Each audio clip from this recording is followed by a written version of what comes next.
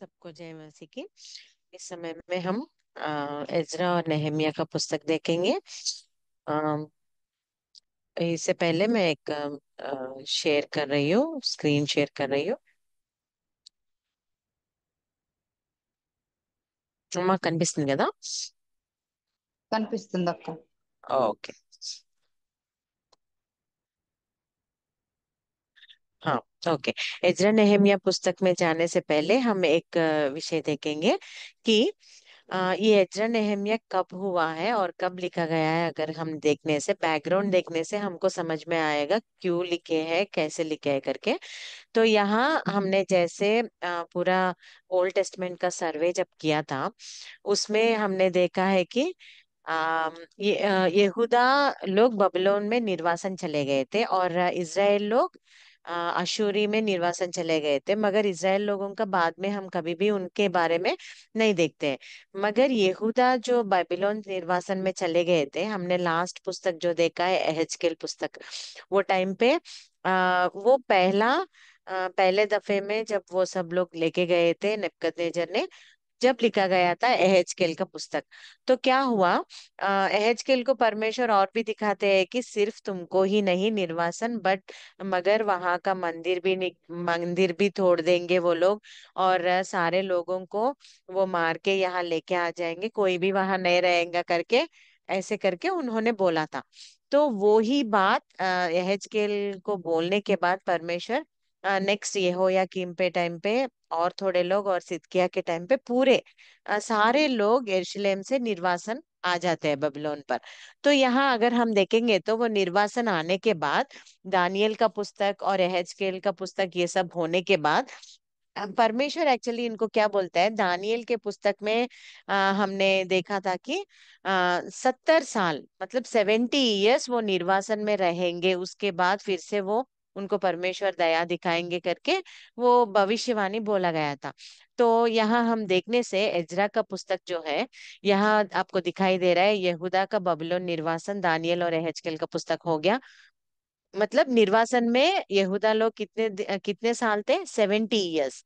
तो 70 ईयर्स से पहले ही, लगभग 50 साल होने के बाद, 50 ईयर्स होने के बाद, परमेश्वर वो जो वादा परमेश्वर ने दिया था कि मैं तुमको फिर से लेके आऊंगा यरूशलेम, जो भविष्यवाणी या नहीं तो वादा परमेश्वर ने दिया था, वो पूरा करने के लिए एक के बाद एक ऐसे, मतलब एक ही बार 70 ईयर्स होने के बाद नहीं लेके आए परमेश्वर, पहले से ही में 70 ईयर्स होने के लिए और 20 साल है, 50 साल लगभग वो टाइम पे परमेश्वर क्या करते हैं, कुस्र नामक एक फारसी राजा को, नेबुकदनेस्सर के बाद दरियावेश का पालन होता है। हम ये सब कहाँ देख सकते हैं, दानियेल के पुस्तक में देख सकते हैं। नेबुकदनेस्सर का पालन हुआ, वो टाइम पे दानियेल और शद्रक मेशक अबेदनगो का जीवन हमने देखा है। उसके बाद नेबुकदनेस्सर मर गया, उसका जो पुत्र था वो दरियावेश पालन करने लगा। उसको बोलते हैं मादी फारसी राजा। मतलब मादी मादी अलग है, फारसी अलग है, ये दोनों मिला के पालन करते थे। उनका राजा कौन है, दरियावेश। नेबुकदनेस्सर कौन था, बाबिलोन राजा था। और दरियावेश कौन था, मादी फारसी का राजा। उसके बाद दरियावेश का पालन हो गया, वो मर गया, तब कौन आया, कुस्र, हिंदी में बोलते हैं कुस्र, और कोरेश उसका नाम है। तो कोरेश का पालन था, वो कौन है, फारसी राजा। मादी फारसी का अलग अलग से, मतलब दोनों मिला के दरियावेश पालन करता था ना। मगर दरियावेश मर जाने के बाद कोरेश जो अकेला वो फारसी का राजा था, वो पालन करने लगा। तब क्या होता है, अगर हम इर्मिया 29:6 में देखेंगे तो, एक बार कोई पढ़ोगेगा इर्मिया 29:6।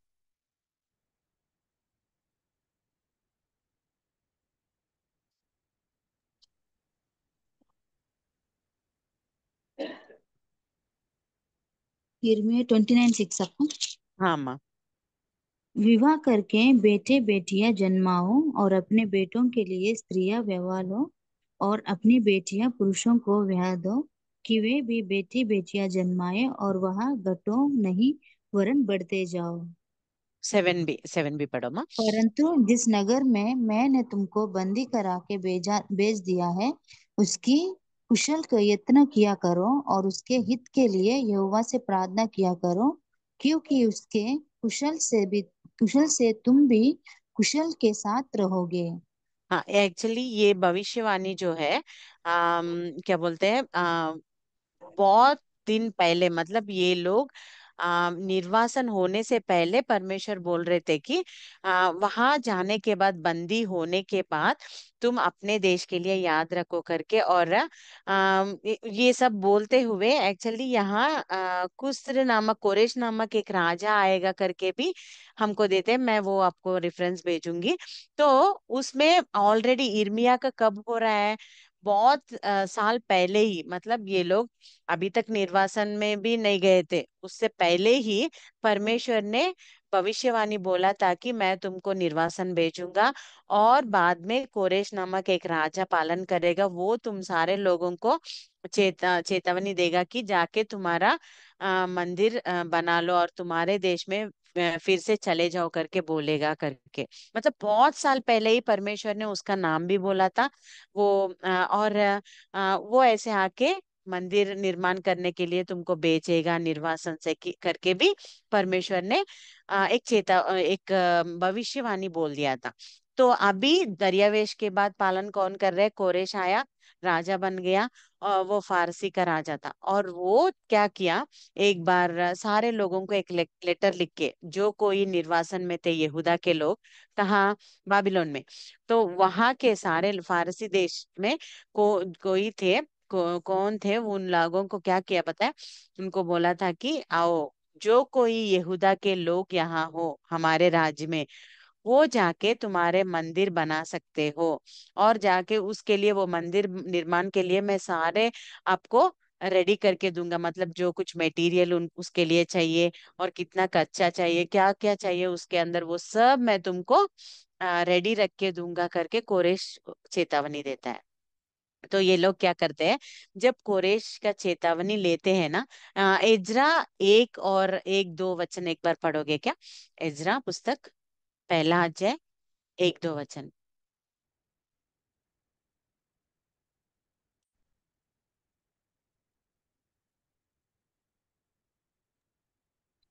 पहला वचन आपका पहला। पहला, दूसरा वचन, पहला अध्याय, 1-2 वर्सेस। परस का राजा कुस्त्रयो कहता है, स्वर्ग के परमेश्वर यहोवा ने पृथ्वी भर का राज्य मुझे दिया है, और उसने मुझे आज्ञा दी कि यहूदा के यरूशलेम में मेरा एक भवन बनाओ। यहाँ त्रिगु देखने से, हाँ बस अम्मा, यहाँ देखने से परमेश्वर किसको आज्ञा दे रहे हैं? कुस्त्र, मतलब कोरेश राजा, तेलुगु में वो कोरेश करके लिखा रहता है। और वो राजा को, वो कौन है? अन्य जाति का राजा है, वो इज़राइल नहीं है, यहूदा नहीं है, ये नहीं है, वो अन्य जाति का राजा है। मगर परमेश्वर ने किसको इस्तेमाल किया वहां? एक अन्य राजा को। क्या चेतावनी परमेश्वर कोरेश को दे रहे हैं? अगर यहाँ देखने से वो बोल रहे हैं कि मेरे लोगों को जाने दो, और वहां मेरे लिए एक भवन उनको बनाना है करके परमेश्वर एक अन्य जाति राजा जो है कुस्त्र को, वो बोल रहे थे यहाँ। तो वो जब चेतावनी उसको मिला परमेश्वर से, ये क्या कर रहा था? अभी एक एक बात आप याद रखो, ये हम एजरा बुक में जाने से पहले, जब नेबुकदनेस्सर का पालन चल रहा था, वो राज्य कौन सा था? बाबिलोन। बाद में दरियावेश जब पालन कर रहा था, आ, बाद बीच में बेलशेजर, दरियावेश वन, ऐसे बहुत सारे लोग आ गए, ठीक है। मगर मादी फारसी का जब राजा मेन परिपालन कर रहा था ना, तो लोग वहां ही है, मतलब वही एरिया में जहां वो निर्वासन गए थे वहां ही है, मगर राजा बदल रहे हैं। यहाँ पहला बेबीलोन राजा ने पालन किया, और बाद में दरियावेश राजा जो मादी फारसी का है, वो उसने पालन किया। बाद में कौन बने राजा? फारसी का राजा जो है कोरे कुस्रे, वो पालन करने लगा। उसके टाइम पे परमेश्वर की चेतावनी उसे मिली, और वो क्या कर रहा है? आओ यहूदा के लोग, तुम जाके तुम्हारे परमेश्वर का भवन बना सकते हो करके, और उसके लिए जो कोई चीज चाहिए वो मैं तुमको दूंगा, मुझसे पूछो, मैं सारे तुमको रेडी करके दूंगा, ऐसे बोल रहे हैं। उस समय पर जब कुछ ऐसा बोलता है, वो टाइम पे पहला टीम जेरुब्बाबेल और टीम, मंदिर निर्माण के लिए जाते हैं। वहां से एजरा का पुस्तक शुरू होता है। आपको समझ में आया ना, दानियेल यहेजकेल हो गया। और यहाँ अगर हम देखने से आपको, क्योंकि ये समझ में आया तो कौन सा पुस्तक किसके बाद आया हमको पता चलेगा। निर्वासन में जाना, दानियेल यहेजकेल का पुस्तक लिखा गया। उसके बाद कुस्र जब पालन कर रहा था फारसी का राजा, वो टाइम पे जब वो चेतावनी देता है जाओ और मंदिर निर्माण करो करके, तब जेरुब्बाबेल और टीम मंदिर निर्माण करने के लिए पहला टीम जाता है। वो कौन है? जेरुब्बाबेल और टीम। बाद में उसके बाद दूसरा राजा बदल जाता है, वो टीम पर एजरा और टीम। ओके। कुस्र के पालन पर जेरुब्बाबेल और टीम जाके मंदिर निर्माण करते हैं। और उसके बाद अर्थशस्ता राजा के पालन पर वहां से एजरा और टीम जाते हैं, आध्यात्मिक जीवन में उनको आगे बढ़ाते हैं। उसके बाद और एक राजा आता है। वो टाइम पे क्या होता है, दीवार बनाने के लिए नेहेमिया जाता है। इसीलिए हम एक बात यहाँ याद रखना है, एजरा और नेहेमिया का पुस्तक अलग अलग हमें दिखाई देते हैं, मगर वो दोनों सम, एक साथ ही है। मतलब एक के बाद एक ऐसे टीम जाके पहला मंदिर कंस्ट्रक्शन, बाद में आत्मिक जीवन का निर्माण, बाद में दीवारों का निर्माण होता है। ठीक है। तो यहाँ हमें एजरा एजरा का पुस्तक दिखाई देता है। अभी हम एजरा के पुस्तक में चले जाएंगे। एजरा और नेहेमिया एक ही पुस्तक जैसे है, हमें दिखते हैं अलग अलग, मगर एक के बाद एक मतलब कंटिन्यूअस हो रहा है ये। ठीक है। सो इसको ना, ये एजरा और नेहेमिया पुस्तक को हम चार भाग कर सकते हैं। पहला भाग जो है 1 से लेकर 6 अध्याय तक, एजरा 1 से लेकर 6 अध्याय तक पहला भाग, एजरा 7 से लेकर 10 तक दूसरा भाग, नेहेमिया 1 से लेकर 7 तक तीसरा भाग, और आखिरी भाग जो है नेहेमिया 8 से लेकर 13 तक, वो फोर फोर पार्ट्स, दो पुस्तक को फोर पार्ट्स कर रहे हैं। एजरा 1 to 6 पहला, बाद में 7 to 10 दूसरा, नेहेमिया 1 to 7 तीसरा, और फोर्थ पार्ट जो है नेहेमिया 8 to 13। ओके। सो आप बहुत इजी है याद रखने के लिए एजरा और नेहेमिया पुस्तक। आपको आउटलाइंस में देने वाली हूँ अभी। पहला भाग जो है, ये चार भागों में आपको याद रखने के लिए मैं बता रही हूँ। पहला भाग जो है यरूशलेम में वापसी और मंदिर का निर्माण। पहले भाग में क्या हो रहा है, जेरुब्बाबेल और टीम जाके मंदिर का पुनर्निर्माण कर रहे हैं। दूसरा भाग में क्या हो रहा है देखो, एजरा के नेतृत्व में आत्मिक सुधार, मतलब आत्मिक पुनर्निर्माण। अभी लोग मंदिर मंदिर को अच्छा बना लिए, मगर बाद में क्या हो, अगर मंदिर बहुत सुंदर बनाया गया है और आत्मिक जीवन सब लोग अपने अपने कामों में हैं, और सारे लोग गलत काम करते हुए पाप करते हुए जी रहे हैं, तो मंदिर कंस्ट्रक्शन का या नहीं तो मंदिर निर्माण का क्या उपयोग होगा। तो इसीलिए परमेश्वर देखो यहाँ एजरा और नेहेमिया में हमें एक के बाद एक सीक्वेंस में रहता है। पहला मंदिर का पुनर्निर्माण हुआ, बाद में आत्मिक सुधार यानी तो आत्मिक पुनर्निर्माण हुआ सेकंड पार्ट में, और नेहेमिया 1 to 7 में नेहेमिया के नेतृत्व में दीवार का पुनर्निर्माण। दीवार मतलब यहाँ जो यरूशलेम के पूरे हम देख सकते हैं। आपको याद है क्या, एरिहो के टाउन में जब परमेश्वर बोलते हैं तुम लोग गाना गाते हुए, वो सितारा बजाते हुए गाना गाओ, तब मैं वो पूरे दीवारों को तोड़ दूंगा करके। तो वो वैसे ही ये यरूशलेम के पूरे चारों तरफ क्या होता था, बड़े बड़े दीवार रहते थे। परमेश्वर ने क्यों उनको कंस्ट्रक्ट करने के लिए बोला था कि कोई अगर शत्रु आ रहे उनके ऊपर आक्रमण करने के लिए, तो वो दीवार बहुत बड़े अगर बनाएंगे तो वो जहां से आ रहे वो पहले ही पता लगा सकते हैं ऊपर चढ़ के, और बाद में उनसे सुरक्षा रहने के लिए, युद्ध करने के लिए सारा ये लोग रेडी कर ले सकते हैं। इसीलिए परमेश्वर ने बड़े बड़े दीवार बनाने के लिए, वो बहुत फेमस है दीवार, बहुत मोटे और बहुत ऊंचे रहते थे दीवार। ठीक है। तो वो भी तोड़ दिए। नेबूकदनेस्सर राजा ने क्या किया, मंदिर को तोड़ डाला और दीवारों को भी पूरे तोड़ डाल के उसका नाश करके यरूशलेम का, ये लोगों सब लोगों को, ये सारे लोगों को निर्वासन लेके आए थे। तो अभी जेरुब्बाबेल और टीम आए, वो क्या किए, मंदिर पुनर्निर्माण किए। बाद में परमेश्वर बोल रहे थे कि मंदिर पुनर्निर्माण हुआ मगर आत्मिक जीवन अच्छा नहीं है, तो वो कंस्ट्रक्ट करके भी वेस्ट है ना। तो एजरा और टीम को भेजा सेकेंड। वो एजरा और टीम क्या किया, वो आके आत्मिक सुधारने के लिए उनके जीवन को, वो उनको धर्मशास्त्र पढ़ा के ये सब उनके आत्मिक जीवन को सुधारे थे। उसके बाद थर्ड पार्ट में थर्ड टीम जो है, नेहेमिया और टीम गए थे। वो लोग क्या किए थे, अम, दीवार का पुनर्निर्माण किए थे। और आखिरी भाग जो है, आत्मिक जागृति और व्यवस्था की पुनः स्थापन, मंदिर निर्माण। आप बहुत अच्छा याद रख लो, माइंड में आपको याद रहना चाहिए। पहला मंदिर निर्माण हुआ, जेरुब्बाबेल और टीम, एज्रा और टीम जाके आत्मिक निर्माण पुनर्निर्माण। थर्ड, नेहेमिया और टीम जाके दीवारों का पुनर्निर्माण किया है।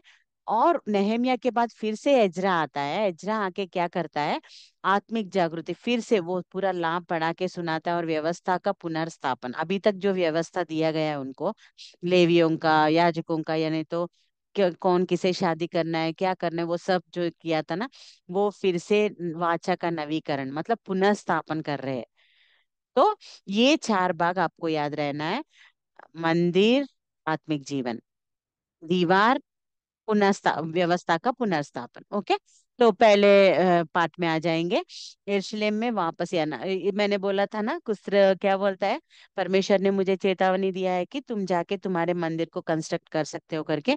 सारे चीज जो कुछ हमें उनको ना मंदिर निर्माण में चाहिए, वो सारे चीज उनको देकर भेजता है। तो कौन गए, जेरुब्बाबेल और टीम। पहले अध्याय में वही हम देख सकते हैं कि वो कुस्र सबको आदेश देता है लौटने के लिए। तो सारे लोग नहीं गए, थोड़े लोग ही वहां लौटे थे, हम वो देख सकते हैं।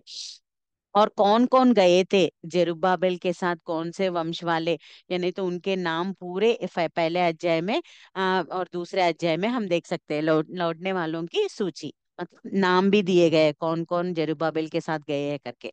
सो एजरा 1 और 2 अगर हम देखेंगे तो उनके कोरेश का जो लेटर है और मंदिर निर्माण के लिए वो देखना, वो भेजना, और यरूशलेम को फिर से लौटना, कौन कौन से गोत्र वाले गए करके उनके नाम का सूची, नाम के सूची। ओके। सो 1 2 चैप्टर्स। बाद में 3 to 6 अगर हम देखेंगे तो वहां मंदिर का पुनः प्रारंभ कर दिया है, मतलब स्टार्ट किया है, फाउंडेशन डाला है, स्टार्ट किया है। इतने में क्या होता है, अगर इतने सालों के बाद, मतलब लगभग 50 years के बाद वो आके मंदिर का निर्माण कर रहे हैं ना वहाँ, तो वहाँ क्या होता है, ऑलरेडी जो लोग थोड़े दूसरे लोग आके वहां सेटल हो गए थे ना, वो लोग क्या सोच रहे हैं, अरे अगर ये यहूदा के लोग फिर से आ गए तो हम कहाँ जाएंगे, ये लोग तो बहुत स्ट्रांग है इनके परमेश्वर, तो ये लोग हमें यहाँ जीने नहीं देंगे करके, अगर मंदिर मंदिर का निर्माण हो गया तो ये बिल्कुल हमें यहाँ नहीं रहने देंगे करके उनको डर लग गया था, जो वहां ऑलरेडी थे। तो वो लोग क्या करते हैं, ये मंदिर का पुनर्आरंभ होने के लिए, मतलब फाउंडेशन जब डालते हैं ये लोग, फाउंडेशन डालते ही ये लोग क्या करते हैं, राजा को तब तक कोरेश का ये हो जाता है। उसके बाद कोरेश के बाद देखो, यहाँ अगर हम देखने से, ये आपको याद रखना है, जेरुब्बाबेल और टीम गए और मंदिर का निर्माण करने लगे। निर्माण करना मतलब सिर्फ फाउंडेशन डाले बस, निर्माण करने के लिए। इतने में वहां के लोगों को डर लगता है और ये क्या करते हैं पता है, अहश्वेरोश नामक कोरेश का जो पुत्र है वो राजा बनता है। ये आया, उसका पालन हो गया कुस्र का, और उसका जो बेटा है अहश्वेरोश पालन करने लगता है। तो क्या होता है वो टाइम पे, ये लोग जो यहाँ डर गए थे ना, यहाँ मंदिर स्टार्ट हो गया तो हमें यहाँ नहीं रहने दे, वो लोग लेटर लिखते हैं अहश्वेरोश को कि ये लोग अगर यहाँ मंदिर निर्माण करेंगे ना, आपको टैक्स नहीं भरेंगे ये लोग। ये पालन किसका चल रहा था, अहश्वेरोश का, मतलब फारसी राजा का चल रहा था ना।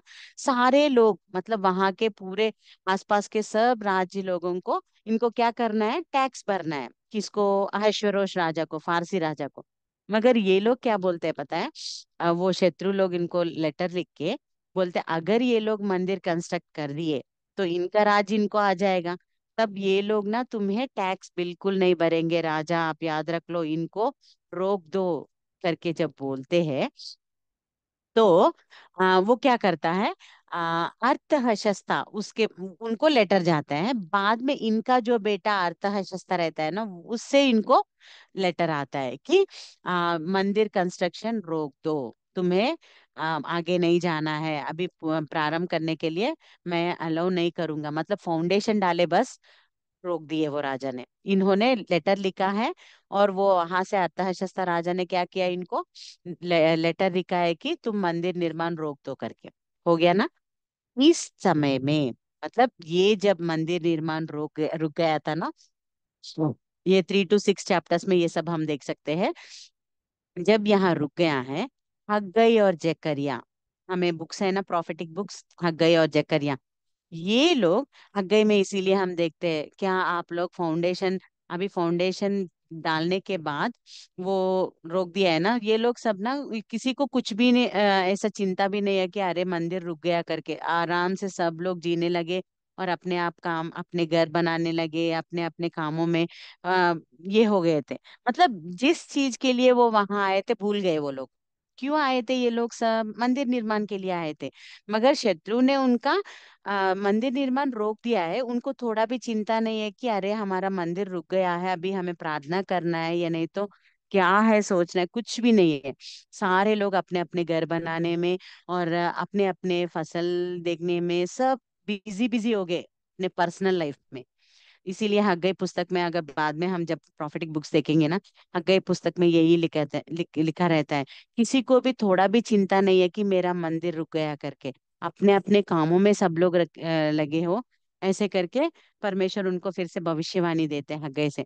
तो हग्गई और जकरिया भविष्यवक्ता वो टाइम पे आके क्या करते हैं पता है, वो लोग ये मंदिर रुकना ये सब देखकर ऐसे नहीं हो सकता है करके, वो अर्थशास्त्र रोकने के लिए लेटर लिखता है, और उसका पालन हो जाता है। उसके बाद दरियावेश सेकंड, दरियावेश 2 है। वो पहले कोरेश का पिताजी जो है ना, वो नहीं है, ये दरियावेश 2 है। ये क्या करता है, इसका पालन शुरू हो जाता है। तब हग्गई और जकरिया ये लोगों के पास, मतलब यरूशलेम में, ये सब देखकर दरियावेश को लेटर लिखते हैं कि राजा, एक बार याद रखो, कोरेश तुम्हारे फोर फादर, मतलब तुम्हारे पिताजी के पिताजी, दादाजी के पिताजी जो है ना, उन्होंने ही हमें मंदिर निर्माण के लिए शासन दिया है। हम अपने आप कुछ जाके पूछे नहीं कि हमें मंदिर कंस्ट्रक्ट करना है, हमें भेजो करके। कुस्त्र जो तुम्हारे फोर फादर, या नहीं तो तुम्हारे दादाजी जो है ना, उन्होंने ही हमें भेजा है। चाहिए तो आप ना, वो पुस्तक में लिखे रहते हैं ना, कुछ भी राजा कर रहे हैं वो लिख के स्टैम्प डालते हैं ना। तो आपको इतना डाउट है तो आप एक बार पुस्तकों में, राज्य पुस्तक रहते हैं ना, उसमें जाके देख लो। कुस्र ने ही हमें आज्ञा दिया है, तो आप कैसे रोक सकते हो, तुम्हारे दादाजी के बात को आप नहीं मान रहे हो, ऐसे करके। जब वो फिर से बहुत अच्छा लेटर लिखते हैं हग्गई और जकरिया मिलके, तब दरियावेश क्या करता है पता है, आ, वो बोलता है, ये सब देखने के बाद वो जब पूरा रिकॉर्ड्स चेक करता है, उसमें ऐसा लिखा है कि कुस्र ने ही आदेश दिया है कि जाके मंदिर निर्माण कर लो करके। तब वो क्या करता है, फिर से लेटर लिखता है, एक लेटर लिख के एक स्टैम्प डाल के भेजता है कि तुम पुनः प्रारंभ कर सकते हो मंदिर को, और तुम उसको पूरा करो, ऐसे करके वो एक लेटर लिखता है। तब उसका पुनः प्रारंभ किया जाता है और प्रतिष्ठा किया जाता है। ये सब हम 3 to 6 3 to 6 में देख सकते हैं। और पुनः प्रारंभ किए, और बाद में वो पूरे अच्छे से किया, उन्होंने लेटर लिखा और पुनर्प्रारंभ कर दिया, और उसके बाद पूर्ण हो गया, प्रतिष्ठा किया। और फसह का पर्व, पास ओवर फेस्टिवल, पहली बार, मतलब वो फिर से निर्वासन से आने के बाद उनके देश में फिर से पहला फसह का पर्व, मतलब पास ओवर फेस्टिवल जो है उन्होंने मनाया है, वो एज्रा 6 में हम देख सकते हैं। समझ में आया ना। कुस्र आदेश देना, जेरुब्बाबेल और टीम जाना, वहां जाके फाउंडेशंस डालने के बाद वहां के शत्रु लोग, मतलब वो लोग डर जाके राजा को लेटर लिखना कि टैक्स नहीं भरेंगे आप, इनको रोक दो करके। तब राजा से उनको लेटर आना कि रोकने के लिए। तो फिर से जकरिया और हग्गई क्या कर रहे हैं, वो पुनः प्रारंभ करने के लिए दरियावेश को एक लेटर लिखना, पूरा समझाना। ये सब होने के बाद दरियावेश उनको पुनः प्रारंभ, फिर से वो फाउंडेशन के ऊपर मंदिर निर्माण करने के लिए उनको आदेश देना, और मंदिर पूरा होना, प्रतिष्ठा होना, पहला पास ओवर फेस्टिवल, मतलब फसह का पर्व मनाना। ये सब 1 to 6 चैप्टर्स में हम देख सकते हैं, पहली भाग में मेनली जेरुब्बाबेल और टीम। ओके। तो यहाँ एजरा का कुछ नहीं है। ये सब जाके मंदिर का बहुत अच्छा निर्माण कर दिया। अभी नेक्स्ट पार्ट जो है, अभी परमेश्वर को लगा मंदिर तो बहुत अच्छा है, मगर अभी ये लोग नहीं सुधरेंगे तो इतना बड़ा मंदिर कंस्ट्रक्ट करके प्रतिष्ठा करके भी क्या लाभ है। इसीलिए परमेश्वर ने क्या किया, फिर से परमेश्वर ने फिर से आ वहां के राजा को, अर्थहशस्ता राजा को प्रेरेपण दिया कि जाओ इन लोगों को बोलो कि एजरा को वहां भेजो, यरूशलेम को। तब यहाँ अगर 7-8 चैप्टर्स में अगर हम देखेंगे ना, पर राजा अर्थक्षत्र अर्थक्षत्र का पुत्र वो जो है ना, वो क्या करता है, एजरा को बोलता है कि तुम्हारे लोगों को लेकर जाके तुम वहां जा सकते हो, यरूशलेम को जा सकते हो करके। एक बार 7:28 पढ़ सकते हो क्या, एजरा 7:28?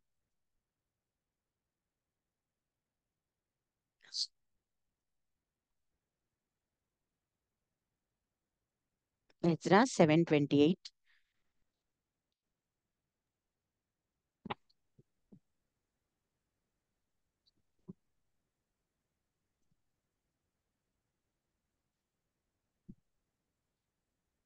और प्रभु, मुझ पर तूने सम्राट और उसकी मंत्री परिषद के समक्ष, सम्राट के शक्तिशाली अधिकारियों के सम्मुख मुझ पर करुणा की वर्षा की। मुझे बल प्राप्त हुआ, क्योंकि हे प्रभु मेरे परमेश्वर, तेरा वरदहस्त वरदहस्त मुझे पर था। तेरी ही कृपा से मैं अपने साथ यरूशलेम जाने के लिए इस्राएली जाति के प्रमुख व्यक्तियों को एकत्र कर सका। ओके, थैंक यू अम्मा। यहाँ देखने से हम जब मतलब यहाँ एजरा, वो राजा से ही उसको पत्र मिलता है कि तुम जाओ और जो कुछ सोना चांदनी बहुत सारे चीज एजरा के साथ वो मंदिर के लिए राजा यहाँ से बेचता है। उसको नियुक्त करके जाओ, तुम्हारे लोगों को लेकर जाके तुम वहाँ थोड़े दिन रह के जा सक मतलब वहां जाके जो कुछ करना है वो सब कर सकते हो करके बेचते हैं ना। वो टाइम पे क्या होता है, सोना चांदनी ये सब देकर एजरा को राजा बेचता है ना। मगर क्या होता है, इनको थोड़ा डर लगता है एजरा और टीम को कि अभी सोना चांदनी और इतने सारे हमारे साथ और अभी हम पैदल जा रहे हैं, बीच में अगर कोई शत्रु हमारे ऊपर हमला करेगा तो क्या करेंगे हम। तो इसीलिए ये क्या सोच रहा है, पहले जाके एक्चुअली एजरा पूछता है मैं अपने गांव जाऊंगा, मतलब मेरे हमारे देश को हम जाएंगे और ये सब करना है करके। तब वो राजा से उनको पत्र मिलता है ना। तो क्या होता है, इनको लगता है वो राजा के पास जाके पहले बहुत परमेश्वर के बारे में बहुत ऊंचे रीति से बोलता है कि हमारे परमेश्वर कौन है पता है कि आपको, हमारे परमेश्वर इतने ऊंचे हैं इतने महान है, वो ये सब बहुत चीजें बोलते हैं परमेश्वर के बारे में। कौन, एजरा राजा को।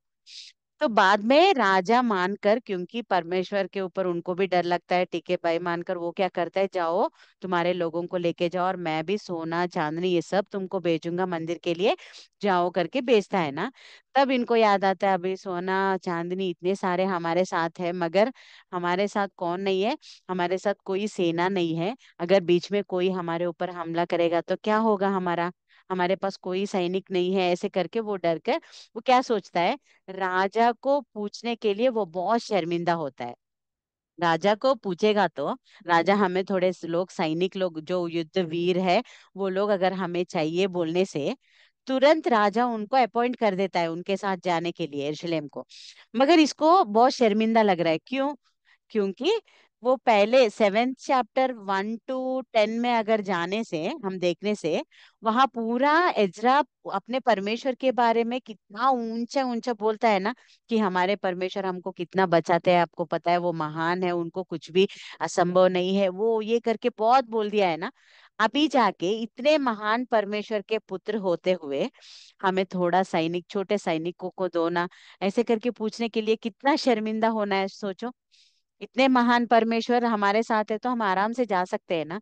मगर एजरा को पहले डर लगा, अरे इतना सोना चांदनी हमारे साथ है, तो अभी अगर कोई हमारे ऊपर हमला करेगा तो कैसे करके, मगर तुरंत उसको पूछेंगे करके अपने मन में आया था, राजा को पूछूंगा मैं सैनिकों को दो करके हमारे साथ जाने के लिए। मगर तुरंत उसको याद आता है, वो बहुत शर्मिंदा हो जाता है, मैंने इतना अच्छा मेरे परमेश्वर के बारे में बोला है, और अभी जाके मुझे थोड़ा हेल्प करो करके मैं राजा से पूछूंगा तो क्या होगा मेरा, मेरे परमेश्वर का, परमेश्वर की महानता। ऐसे करके वो क्या करता है पता है, बहुत अच्छा काम करता है। वो 7 चैप्टर बाद में अगर आप पढ़ोगे ना, पूरा मतलब 11 से लेकर 28 तक अगर हम देखेंगे तो वही रहता है कि वो बोलता है अपने लोगों को, अभी हम वापस लौट जा रहे हैं ना, आप लोग सब उपवास से प्रार्थना करो कि परमेश्वर हमारे साथ चले वहां।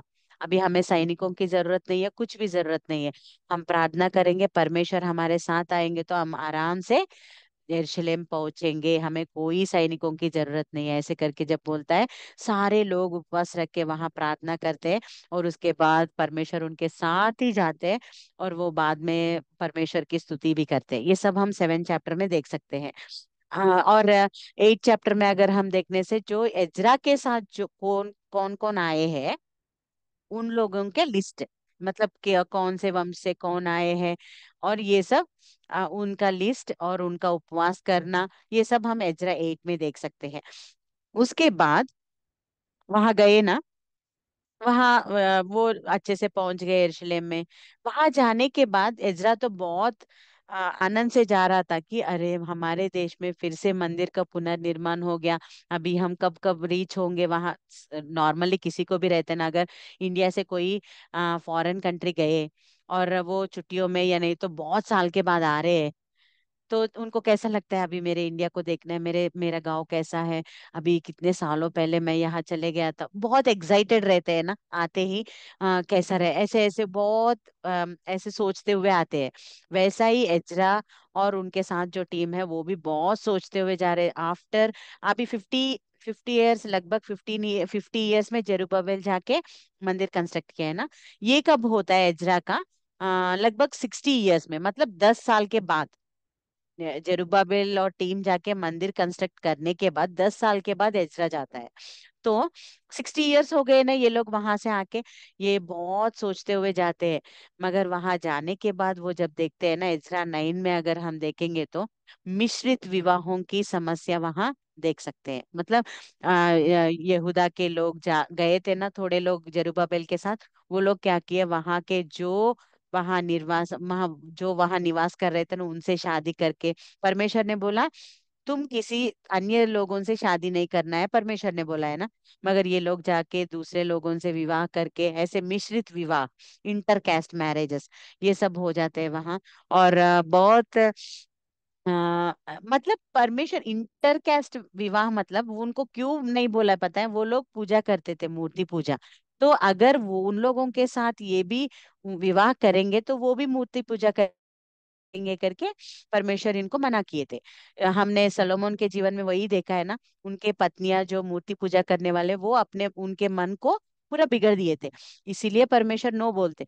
मगर एजरा 9 में जब एजरा जाके देखता है, वहां पूरे मिश्रित विवाह, दूसरे लोगों से शादी करके, कैसा है, मंदिर है सिर्फ यरूशलेम में, मगर पूरे लोग, सारे लोग बहुत बिगड़ गए हैं। तब उनको बहुत दुख लगता है और वो प्रार्थना करता है।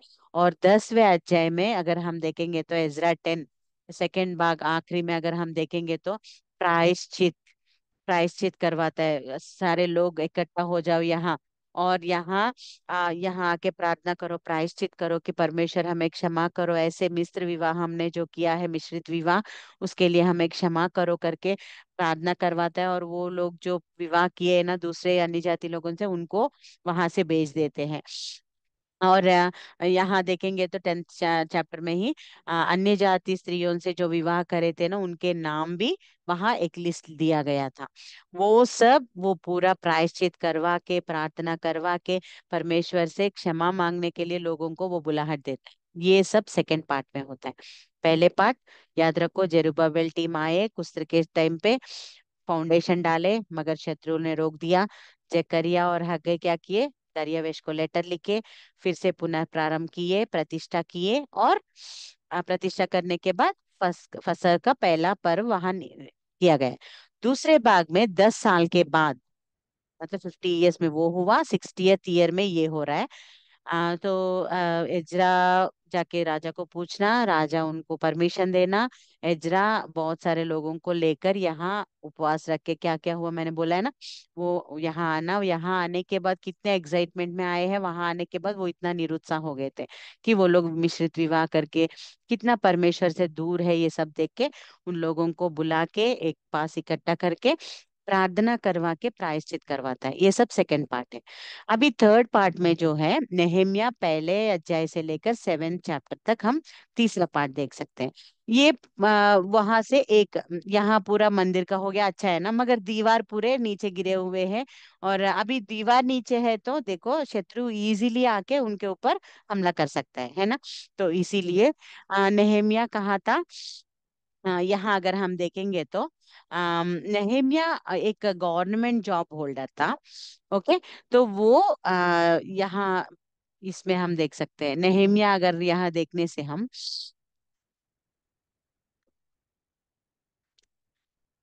अर्थशास्त्र टू के पालन में इजरा और टीम गए।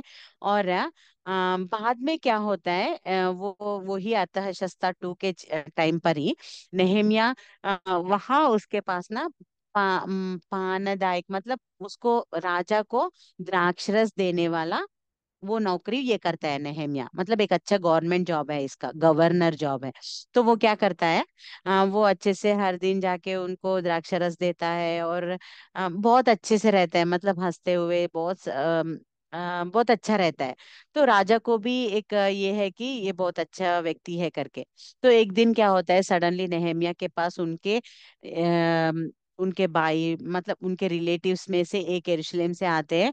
वो तब पूछता है नेहमिया उनको कि कैसा है हमारा यरूशलेम, कैसा, अभी तो मंदिर का निर्माण हो गया है ना, बहुत अच्छा हुआ होगा ना, ऐसे करके जब वो पूछ रहा था, वो उनके रिलेटिव जो है वो बोलते हैं कि हाँ मंदिर का कंस्ट्रक्शन हो गया, ये सब अच्छा है, मगर हाँ वो दीवार पूरे तोड़े हुए हैं, वो पूरे कौन कब आएगा शत्रु पता नहीं है, ऐसे ऐसे डर डर के है, ऐसे करके जब वो बोलता है, तुरंत इसको बहुत दुख लगता है नेहमिया को। वो ऐसा नहीं सोच रहा है कि मैं तो अच्छा हूं ना, राजा के पास काम कर रहा है, ऐसा नहीं सोच रहा है, मेरे लोग अगर शत्रु आके उनके ऊपर युद्ध करेंगे तो क्या हो जाएगा करके वो बहुत दुख में चले गए, और उपवास रख के प्रार्थना कर रहा था, परमेश्वर कुछ तो करो, अभी दीवारों का कंस्ट्रक्शन चलना है, अभी दीवार कंस्ट्रक्ट करना ही है करके जब वो प्रार्थना कर रहा है करके, दूसरे दिन राजा को फिर से द्राक्षरस देने के लिए जब जाता है ना, तब राजा और जो वरानी है ना वो लोग पहचानते हैं कि हमेशा जैसे नेहेमिया नहीं है, मतलब खुशी खुशी नहीं दिख रहा है, कुछ तो दुख उसमें है करके वो पहचानते हैं। मतलब इतना अच्छा टेस्टिमनी उनके पास उनको वो पाए थे। तो वो जब देखते हैं ना, तब वो बोलते हैं क्या हुआ तुम्हें, क्यों ऐसे हो। तब नेहेमिया बोलता है, राजा मैं कैसे खुश रह सकता हूँ, मेरे देश में तो ना दीवार पूरे फोड़े गए थे, और वो सब कब शत्रु आके क्या करेगा पता नहीं है, तो हमारे लोग वैसे है तो मैं खुशी कैसा रह सकता हूँ, ऐसे करके जब बोलता है, राजा को तुरंत बहुत ऐसा मन में दुख होता है, और बोलता है कि नेहमिया तुम जाओ और वहां के दीवार कंस्ट्रक्ट करके आओ, निर्माण करके आओ। वो निर्माण करने के लिए, मतलब दीवार निर्माण करने के लिए जो कुछ तुम्हें चाहिए ना, वो सब मैं दूंगा। देखो परमेश्वर अन्य जाति राजाओं को, अन्य लोगों को अपने मंदिर निर्माण करने के लिए, दीवार निर्माण करने के लिए, ये सारे चीजों के लिए परमेश्वर उनको कैसे प्रेरणा दे रहे हैं हम देख सकते हैं। कितना परमेश्वर के काम कैसे रहते हैं, ये एजरा नेहमिया में बहुत हम देख सकते हैं। आप अच्छे से पढ़ो, बहुत अच्छा रहता है, ये दोनों बुक्स में ना परमेश्वर के कार्य कैसे रहते हैं हम देख सकते हैं। तो वो बोलता है मैं सारे चीजें मैं दूंगा, तुम जाओ करके, तुम्हारे बहुत तो मतलब टीम को लेके जाओ करके वो बोलता है।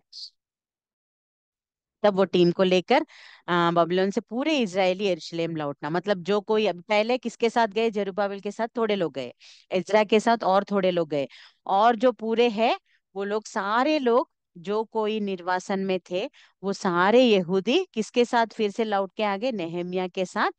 वो टीम नेहमिया के साथ वो यरूशलेम लौट गए। तो यहाँ आने के बाद क्या हुआ है, हम पहले 1 to 7 चैप्टर्स में हम देख सकते हैं। वो राजा के पास आज्ञा लेना और जाना, दीवार के कैसे पूरे ऐसे शहर पूरा वो घूम के देखता है और प्रार्थना करता है। नहम्याह 3 में वो ही रहता है कि कहाँ कहाँ क्या क्या रहता था। मतलब वहां पूरे 12 डोर्स थे, 12 द्वार थे वो दीवार को। वो 12 कहाँ कहाँ है करके वो पूरा जाके एक बार पूरा देख के आता है, और वैसे ही कंस्ट्रक्ट करना है करके वो स्टार्ट करता है, काम स्टार्ट करता है 3rd चैप्टर में। तो 3rd और 4th चैप्टर में अगर हम देखने से वो काम करना शुरू करते हैं दीवार निर्माण करने के लिए। इतने में फिर से शत्रु आ जाते हैं, बैरी लोग आ जाके वो लोग क्या करते हैं पता है, उनके ऊपर हमला करने के लिए शुरू हो जाते हैं। मतलब तुम ये निर्माण नहीं कर सकते हो, हम तुमको नहीं करने देंगे करके उनके ऊपर युद्ध करने के लिए वो आते हैं। तब सच में नेहम्याह कितना प्रेयरफुल पर्सन है करके हम वहां देख सकते हैं। वो सारे लोगों को प्रेयर करने के लिए बोलता है, और सब लोग मिलके प्रेयर करते हैं वहां। और उसके बाद नेहम्याह उनको क्या बोलता है पता है, तुम लोग ना एक वो वहां सबसे युद्ध करते हैं। उसके बाद नेहम्याह बोलता है उन लोगों को, एक हाथ से काम करो और एक हाथ में तलवार पकड़ो। मतलब काम भी रुकना नहीं है, और कोई आएगा तो भी उनके ऊपर हमला करने के लिए, मतलब उनके ऊपर युद्ध करने के लिए एक एक तरफ तलवार पकड़ो, एक तरफ काम करो। ये भी नहीं रुकना है, वो भी नहीं रुकना है। ऐसे करके 3-4 चैप्टर्स में हम अगर देखने से एक हाथ से काम करते हैं, एक हाथ से तलवार पकड़ के रहते हैं। ये सब हम देख सकते हैं। 5th चैप्टर में अगर हम देखने से आंतरिक मतलब वहाँ न्याय और अन्याय क्या क्या है, कैसे मतलब अगर किसी को आप कुछ कर्जा दे रहे हो, तो वो लोग कुछ उनको जरूरत है तो कुछ पैसे दे रहे हो, उनके पास से तुम इंटरेस्ट मत लो। ऐसे करके न्याय और अन्याय के रिलेटेड बहुत सारे विषय यहाँ नेहम्याह बोलता है। सच में अगर बोलने से नेहम्याह एक गवर्नमेंट जॉब होल्डर है ना, वहां आने के बाद भी वो किसी से कुछ भी नहीं मांगता है, मगर वो ही सब लोगों को अच्छे से काम करने के लिए हेल्प करता है। तो ये हम देख सकते हैं 5th चैप्टर में।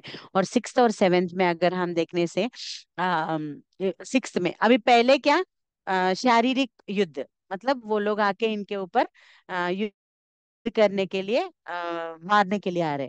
तो नेहम्याह ने क्या किया, प्रार्थना करके उनके ऊपर विजय पाया।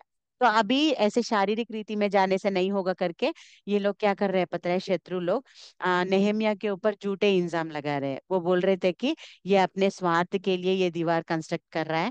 अम, ऐसे करके उसके ऊपर बहुत सारे इल्जाम लगा रहे थे।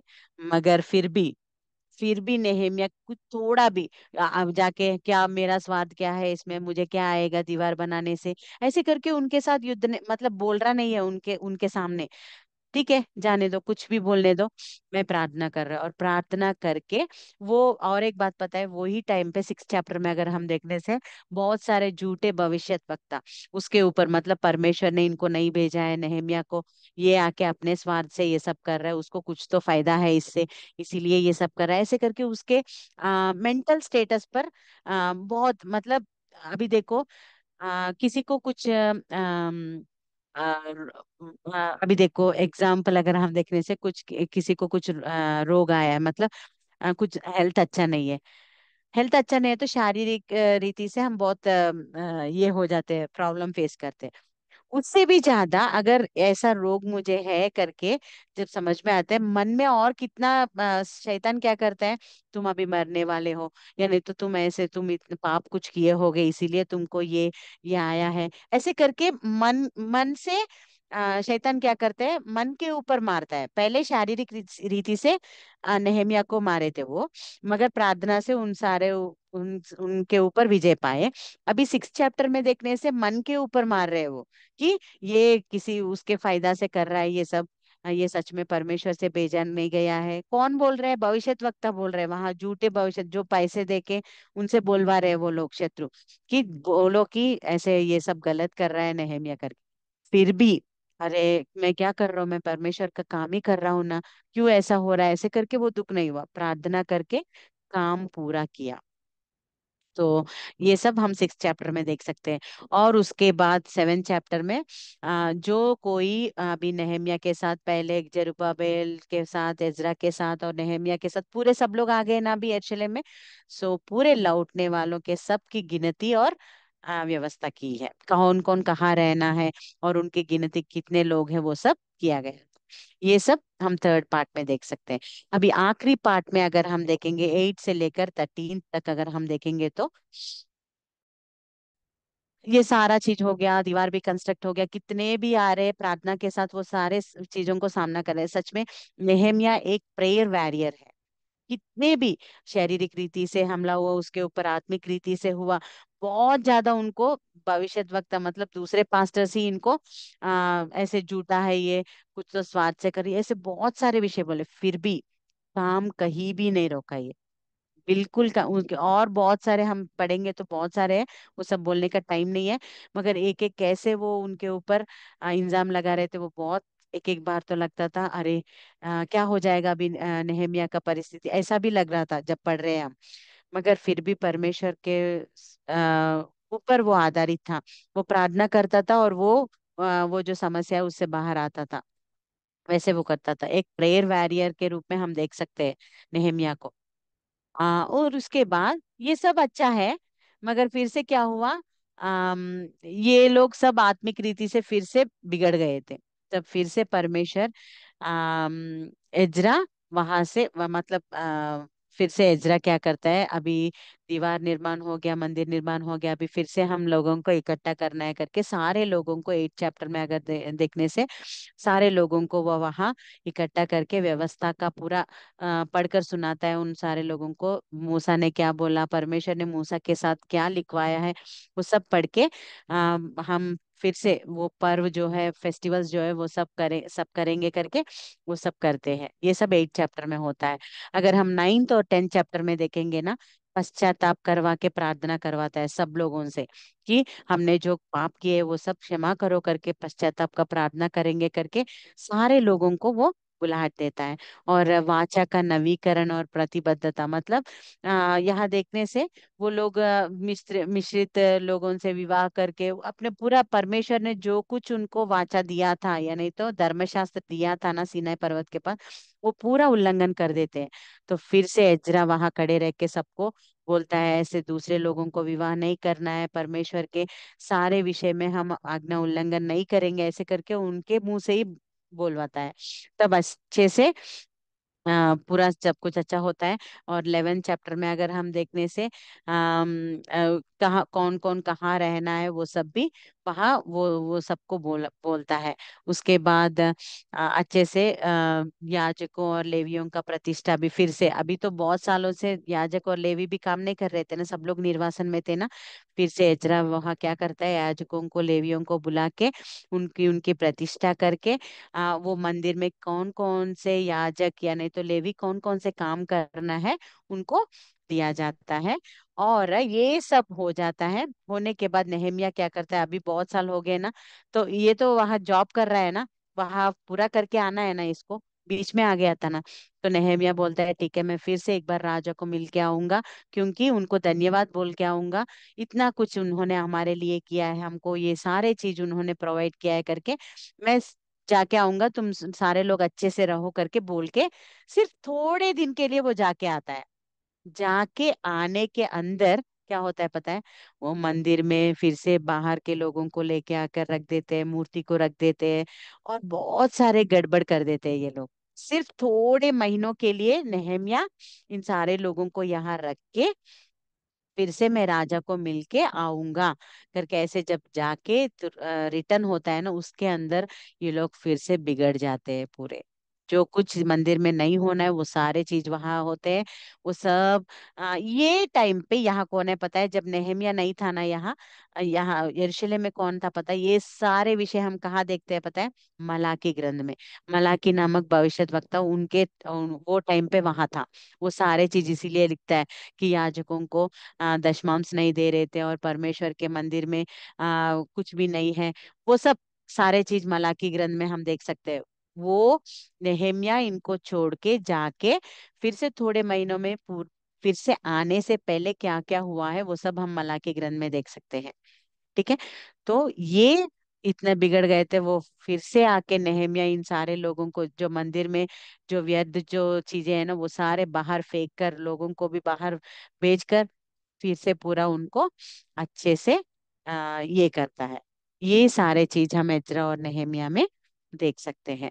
तो ये एज्रा और नेहेमिया में कौन कौन से पुस्तक हमको पूरा हो रहे हैं?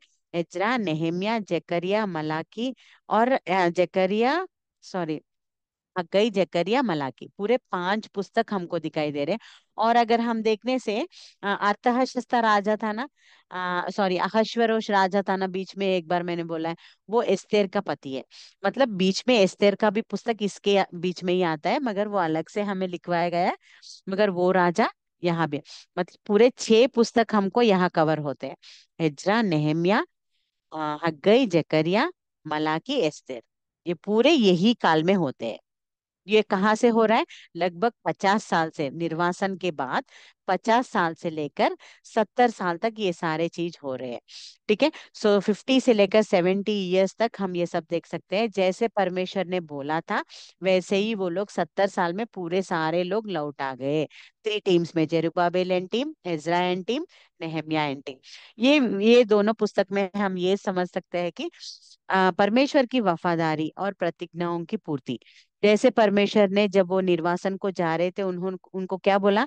फिर से मैं 70 साल के बाद लेके आऊंगा। वैसे ही परमेश्वर ने अपना वादा पूरा किया है। और उनके जीवन में सिर्फ भौतिक रीति से निर्माण, मतलब मंदिर और दीवार निर्माण हो गए तो हो गया क्या? नहीं ना। इसीलिए परमेश्वर ने आत्मिक जीवन और भौतिक दोनों पुनर्निर्माण करने के लिए परमेश्वर ने उनको टीम्स को कैसे भेजा है वो सब हम देख सकते हैं। पवित्रता, व्यवस्था और नेतृत्व में दृढ़ता कैसे रहना है हम सब यहाँ देख सकते हैं। और कैसे भी कठिन परिस्थितियां हो, परमेश्वर के ऊपर कैसे विश्वास रखना है और आधारित होना है, हम नेहमिया के जीवन से मैं बोली थी ना, उनको जो कुछ समस्या है प्रार्थना से वो परमेश्वर के ऊपर रहते थे, वो विश्वास रखते थे, वो हम कैसे रखना है हम सीख सकते हैं। ये है इज्रा और नेहेमिया का पुस्तक।